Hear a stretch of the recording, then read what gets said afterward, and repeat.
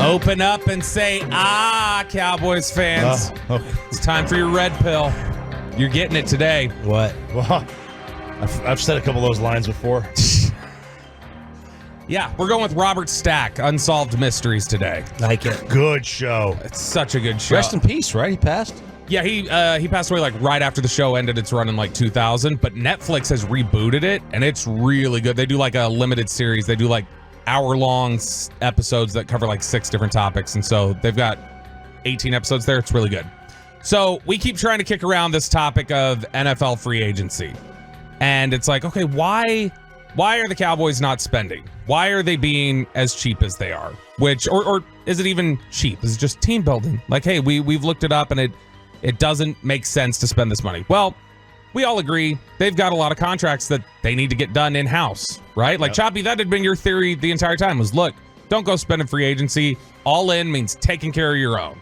I thought that's what they meant. Maybe it is. Yeah. They just haven't taken care of their own. All in means maybe literally putting it all in at the poker table and not even actually on the football team because they're not spending it there right now. If you look at waiver claims, extensions in-house, free agent signings, and trades, it totals up to all the spending that's been done this offseason by NFL teams.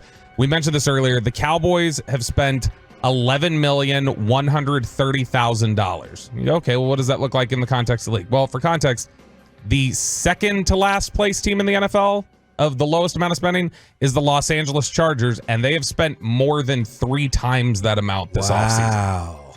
They've spent $33,625,000. So the Cowboys are spending at a rate that we've never seen them. Like they are holding on to their purse strings more than they ever have in any offseason. Even all those other previous offseasons where we thought they've been tight. The one offseason where they utter the words all in is the one where they are the most tight that they've ever been. So I saw this the other day. The NFL doesn't make its compensatory pick formula public. Like, teams don't know what it is. No one's exactly sure. They know it's some combination of like playing time, contract value, playoff success, statistical performance. This is weird formula they have. The NFL literally calls it a proprietary formula. Why they think they would need to call it proprietary like anybody else would take it from them, I don't know. But they don't make it public, so teams are never really sure what comp picks they're getting back for guys. But there is one person, his name's Nick Court, and he writes for Over the Cap. And he has developed a reputation in the football, news blogosphere as the guy who is the closest to having the formula right. Because he generally, with his comp pick projections based off of what he's read in the CBA and some other things, looking at past data, he is over like 90% hit rate on being able to call what comp pick you're getting back for somebody. Oh, so he's nice. Really good. And he caught my eye the other day because he was talking about the Tyron Smith contract that was signed by the Jets. He says Tyron Smith played 71.5% of the snaps in 2023. So the second split here, remember the first playtime incentive and then the second playtime incentive we talked about, is that the first set is classified as likely to be earned under the CBA, and the second is not likely to be earned. That means that for comp pick purposes, his annual pay, the CBA would look at it as $12.25 million. That's how much Tyron is looked at as costing to the league. And because of that, that means that around that comp pick, and if he plays at the available snaps, the Cowboys will get for his departure, the comp pick will be a 5th rounder. Because as a player that has accrued 10 or more seasons, the round this contract generates is capped at the 5th round. So you can't get any more than the 5th round pick. Okay, hey, we got a 5th rounder. Not bad. You don't just have one. Because he then recaps where the Cowboys are at right now. They get a 5th next year for Tyron Smith. They get a 5th next year for Tyler Biotis. They get a 5th next year for Dorrance Armstrong. And they're getting a 6th for Tony Pollard.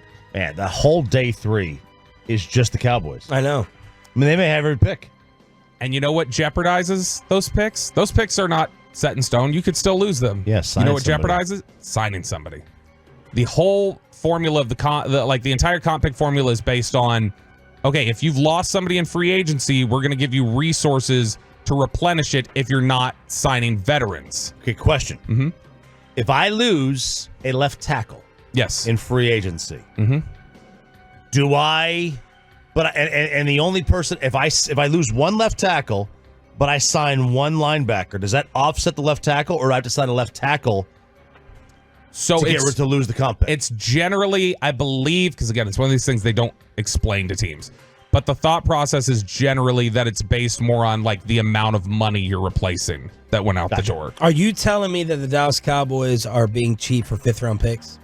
Is that your conspiracy you can trade theory? all 3 of those 5ths to get a 4th, Sean. So I mean, let's look at it this way. Is that what you're telling me? That they are letting all these people go for Awesome Richards, Matt Waletzko, Deron Bland, Damone Clark, John Ridgway, Simi Fehoko, Bradley Anai, Michael Jackson, Shimoni, Joe Jackson, Mike White, Ryan Russell, Devin Street, Joseph Randall, Josh Thomas, D'Angelo Smith, Mike Hamlin, David Beeler, Orlando Scandrick, Pat Watkins, Sean Ryan, Pete Hunter, Matt Lair, Michael Wiley, Darren Hambrook, and Oliver Ross. See, you're looking at this all wrong. No. All those 5th-round picks, that's what you're telling me? They're saving it for George Kittle, Tyreek Hill, Stephon Diggs, Richard Sherman, Matthew Slater, Kyle Williams, All right. Trent Cole, All Robert right. Mathis. I retract. So let's look at it this way. Since we're gonna dive even deeper into conspiracies, and we're just talking here. Where's Derek Holland? Who like that? I could see them saying that. Like, look, we're not in love with these players. We're not gonna go out and sign anybody else and lose those draft picks. We'd love them. We got deep draft classes coming up the next few years. Who is the innovator behind that thinking? Who was the first person who really attacked the NFL that way? Bill Belichick. Bill Belichick. Bill Belichick never re-signed people. He always let people go.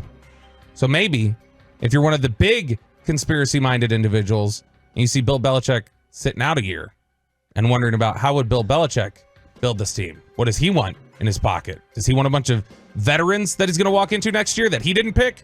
Or would he rather come in and go, oh, good. You guys wrangled up all those comp picks I love so much that I always used to build out my team with. Thank you. This is perfect. So if you're one who thinks maybe Belichick's just waiting around for that job, maybe that's part of it right there. Why didn't they just hire him this offseason? You would have pay out McCarthy. Look, that's blue pill thinking. We're doing red pill thinking. Okay, Okay. open up, If the coach was there and available. open up your mind a little bit. I like the Belichick part. I'm being sort of facetious about, but I do think genuinely 100%. I think the Cowboys do we want to give up that pick to sign this free agent right now? I think they absolutely do think that way, and I think that's probably. And if they want to build, if they want to base any hope off of 5th-round picks, then just please, just sell it. Sell it as soon as possible. I don't think it would be like basing it off of one 5th-round pick, right? It would. Be I just read you 30 of them. No, right, but I mean, it'd be about being able to. They're basically bums. I mean, okay, but you can also structure it around like they got Anthony Brown in the 6th round, they got Xavier Woods in the 6th round, Tony Pollard was a 4th, Biotish was a 4th. Like it's in that range for them. And so to me, they've got a really good history of picking guys on day 3. And you mentioned Deron Bland already, and so I think for them it's just about give us darts to throw. Like Deron Bland was a pick that was made in a cluster of 3 5th-round comp picks that they got. Like that's how they got him, was by throwing a bunch of darts at the board. So let's go, and those guys are around there, but they go, yeah, but look, we got this one, and this is the type of opportunity that we want to have here.